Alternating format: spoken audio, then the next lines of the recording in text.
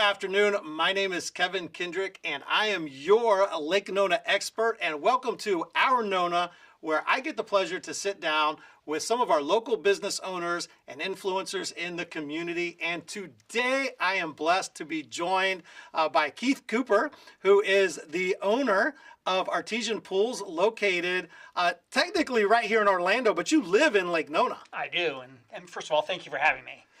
Yeah, I live in Eagle Creek, so I've been in Lake Nona for 10 years now, and been part of my business 25 years. It's a 50-year-old company, and we're rocking and rolling. And you know, Keith, one of the things I think is unique. One, you're like me. You grew up in Orlando. I did.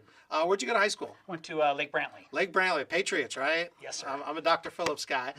Oh, but this is not like Artesian Pools. It's a generational company. It is. So tell us a little bit of the history of Artesian Pools. So it's been around since 1976. So next year we'll be going on our 50th year. That's awesome. Congratulations. 50 years. That's amazing. Almost there. We got one year to go, but I think we'll get there. Yeah, so it's my dad's company. He actually retired in 2007. Can't believe it's been 18 years since he's been gone.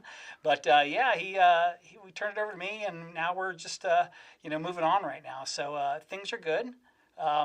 Economy recently has gotten a little challenging, but that's all good. Just because you see the stock market, you see the different things that influence buyers' decisions. But we're positioned pretty well in the industry.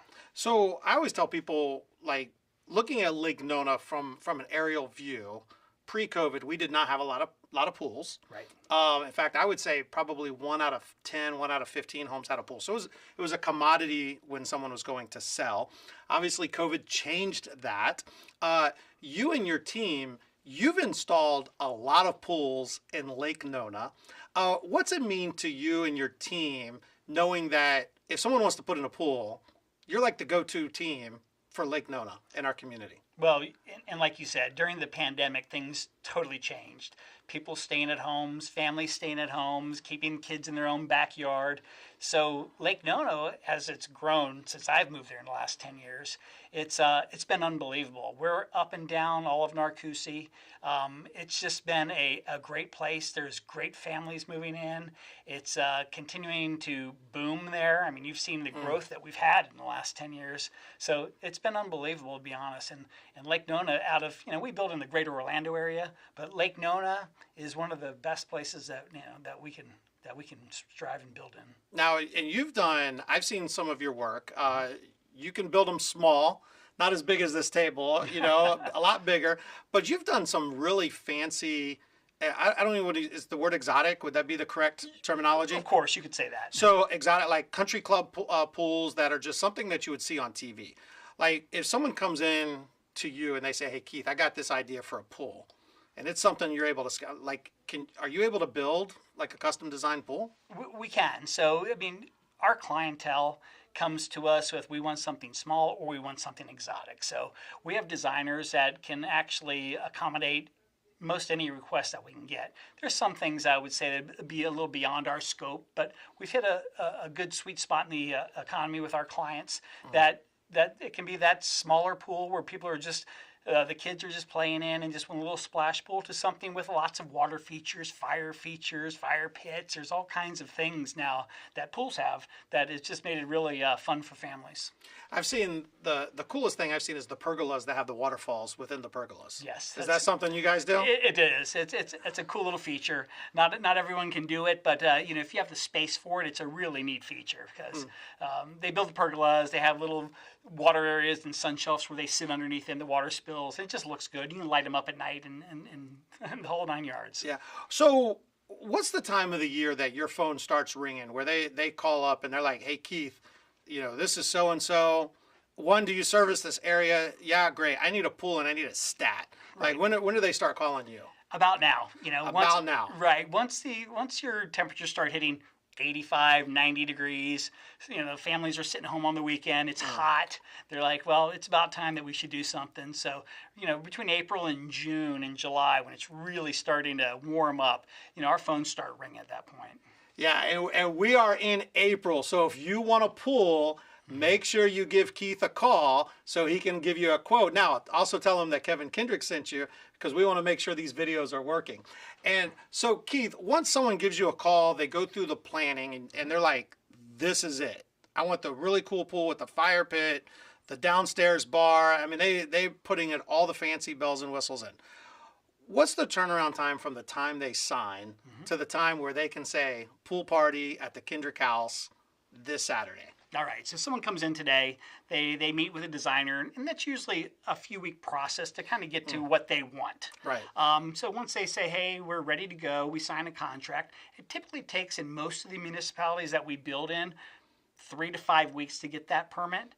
And then once you get all that paperwork back, the permitting back, it usually takes us 3 or 4 weeks before we can get started. Right. Then once you get started, it's usually, and it depends on the complexity of the pool, a 4-month process would be an average for most pools. Do some go longer? Of course. Can you build some quicker? Yes. So, but typically a 4-month is what we're telling people up front. Yeah. So if someone's smart, they're not calling you now for a pool now because it's hot. They're going to start calling you in August for 2026. Ideally, yes. So yeah. So hey, if you want your pool in 2027 or 26, now's the time to call and get it going. But we still want you to call because let's be real. In Florida, you can swim in the pool year round. You can. With the heating options that are out there, you can, with heat pumps and different items out there, you can actually swim all year round. A lot of people are doing spa features where you can actually enjoy the spas, and those are heated typically. So, yeah, so pretty much all year round. Yeah, we have a pool. It doesn't have a heater on it, but I would say other than 3 months out of the year, I could jump in the pool and not be shivering. It's not bad. Like now, the pool's probably in the low 70s, but it's comfortable. Exactly. You know, as soon as you're in, you're in.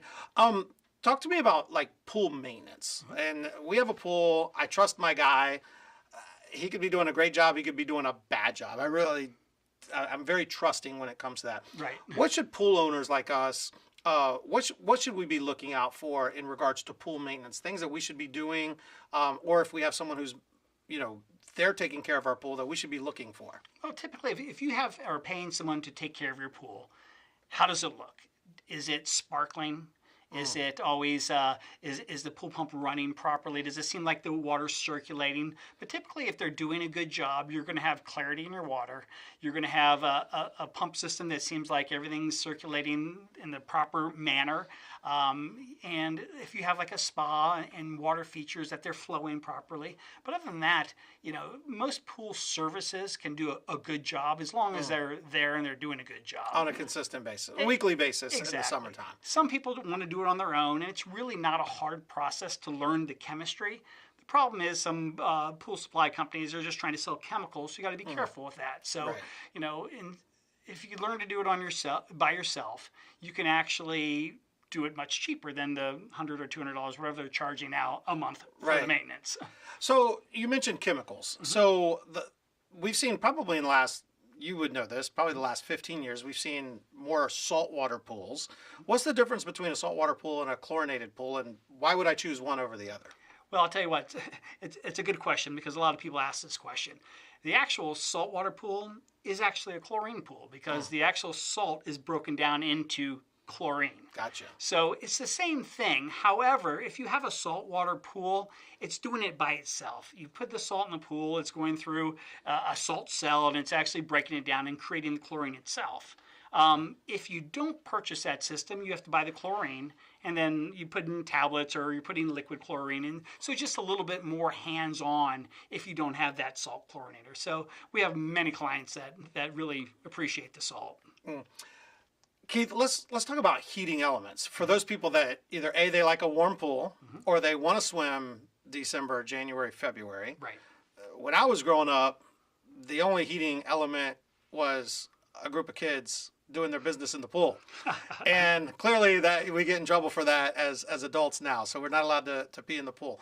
But there's solar, there's electric. I'm sure there's other options.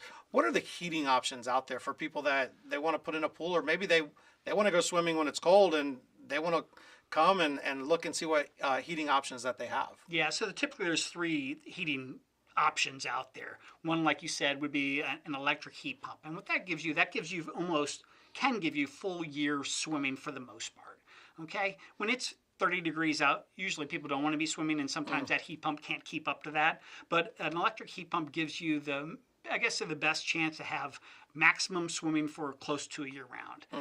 Solar panels, which are great, because once you put a solar panel in, it's just the sun's natural energy there. You're not paying for anything on a monthly basis, whereas an electric heat pump, it's kind of like an air conditioning. So you can expect your electric bill to go up by X amount.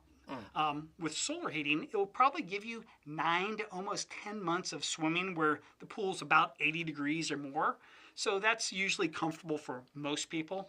Now, my wife wouldn't get in there. She only likes 90 degrees or more, but some other people would even like it, less than 80. So with solar, that's a good option. Gas can heat a pool. People who have natural gas at their house, it's more instantaneous. If you have a spa especially, it can heat it up pretty quickly.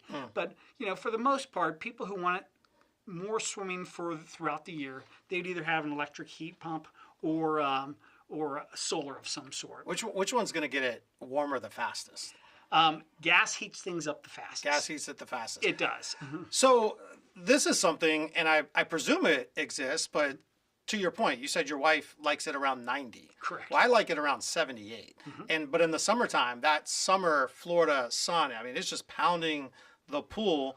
And sometimes I can get in the pool and it feels like it's 90, 95. Are there chillers? There is. So not only is there electric heat pumps, but you could also buy an electric heat cool pump. Nice. So, in which I have for my own swimming pool. So I have an open pool without a screen enclosure, so it tends to get a little warmer than pools with a screen enclosure. So just like you said, in the middle of the summer, it's 92, 95 degrees in my pool, and it's getting a little almost uncomfortable. Well, you can turn on the cooler portion or the chiller portion of the heat pump and actually bring that temperature down. So it's one unit, but it's kind of like our AC units. Correct. Can run hot or cold. Correct. So one thing I didn't even think about while we've been talking is, the cage, the screen enclosure. Mine's not enclosed. Yours is not enclosed, yeah. So when you guys are building your pools, obviously I've seen your work. You do an amazing job. Almost all the pictures I've seen are more exterior type pools.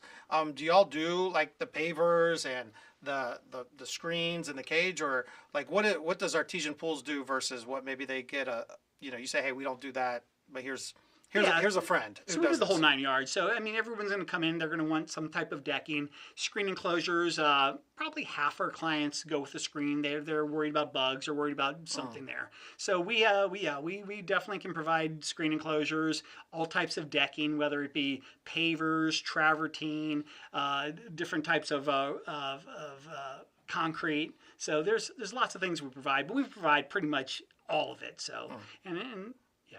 Well, last question. Let's talk about child safety. Florida is the #1 state when it comes to infants and children drowning.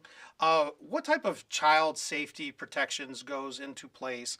What's law, and what do you and your team recommend when they're building a pool, but maybe they have kids and there's a certain set of rules, or if they don't have kids, like what are the rules involving child safety? So there's definitely safety laws out there. So prior to even putting water into a pool, we have to meet a safety inspection. And that can be one of typically two things. Either you can have door or window alarms. So anytime it's breached or something's open, that alarm goes off. That'll alert you that someone's outside or moving toward the pool. But now they also have floating pool alarms. And what that does is if anyone falls into the pool, it's going to break a wave in the pool and actually sets off the alarm. Also, they have, which is allowable, is like a pool cover. But typically in Florida, we don't put pool covers on there. We have a lot of water features. We want to keep our pools on, circulating all day. So it's more of an up north, I'd say, feature for safety, where they're closing down pools for months because it's too cold. So typically in Florida, it's going to be either a child safety fence, which can also protect, door and window alarms, or a floating pool alarm. Those are the three options you have out there. Awesome. Well, Keith, thank you so much for joining me today. How can people get in touch with you? Oh, well, two ways. You can call our office at 249-1764, or you can reach us through our website at www.artesianpools.com. Awesome. We'll make sure we put both of those in the comments section below. And I want to thank you for watching today, and thank you so much, Keith, for joining me. If you or your family or maybe your neighbors, they're talking about getting a pool, I want to recommend Keith Cooper and Artesian Pools, and tell them that Kevin Kendrick sent you. Until next time, I'll see you later. Bye.